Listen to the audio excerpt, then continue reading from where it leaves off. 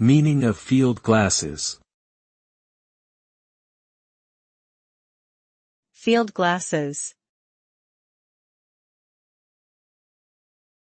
Field glasses. Field glasses.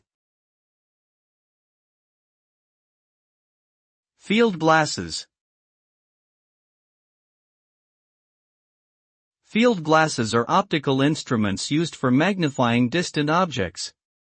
They are also commonly referred to as binoculars, a term derived from the fact that they have two lenses, one for each eye. Field glasses work by bending the light that passes through their lenses, allowing the viewer to see objects at a greater distance and with more detail than is possible with the naked eye. They are often used for birdwatching, hunting, astronomy, and other activities that require a close-up view of objects that are too far away to see clearly without magnification.